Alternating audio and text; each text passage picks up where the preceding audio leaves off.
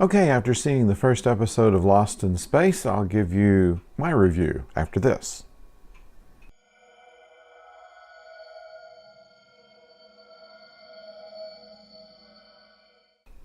Hello out there, I'm the oldest nerd, and after seeing the first episode of Lost in Space, which honestly I did not think I was going to enjoy, I found some things in there that I think can keep. Now, there are a couple of spoilers, but I will save those for the very end of the video, so you can shut it off early if you wish. In the meantime, I want to remind you that if you will subscribe and ring the bell for notifications if we have a new video that comes out, you won't miss it, and also a like if you like what you see. All right, Lost in Space.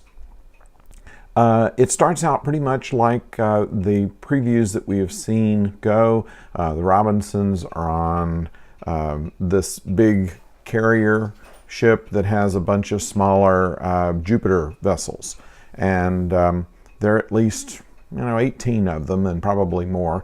And on Jupiter 2 is the Robinson family. We see in flashbacks some of the backstory on them and on other characters as well.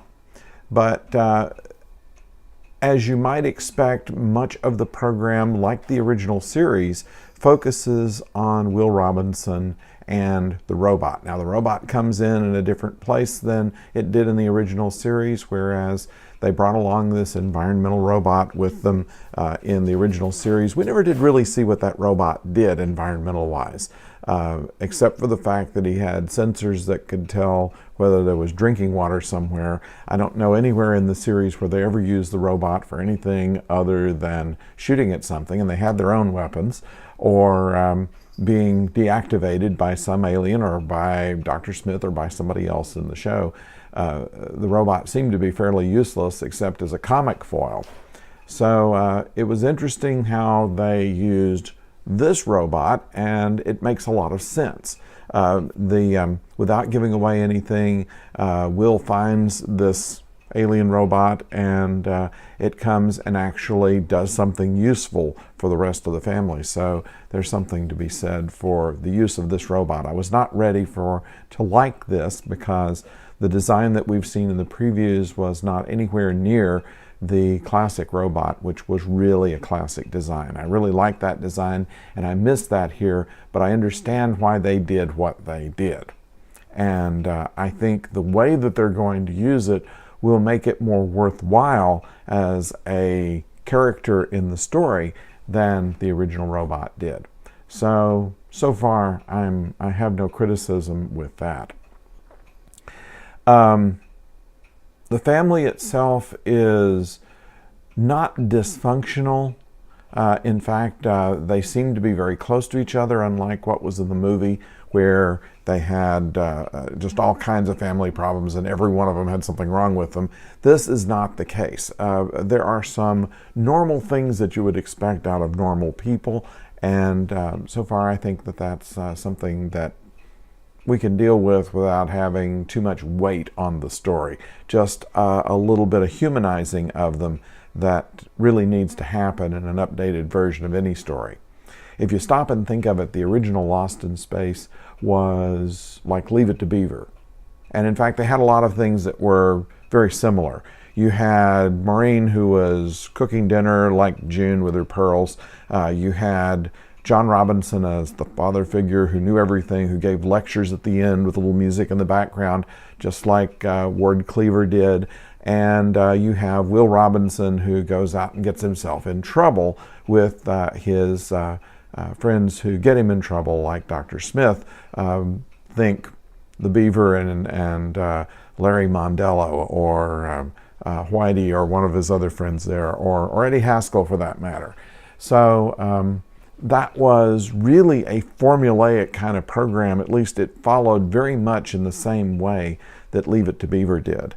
And I think even if we were to update Leave It to Beaver, we would have to put something that's more identifiable to the present day, because people just aren't like that. If they ever were, they certainly aren't like that anymore. So a more realistic family are the Robinsons. There is some tension in the marriage, but not in the open hostility, really. There is very close-knit family otherwise, and while they are still heroic, and every one of them is, they're not so perfectly heroic like they were in the original series, or as anti-heroic as they were in the movie. Now,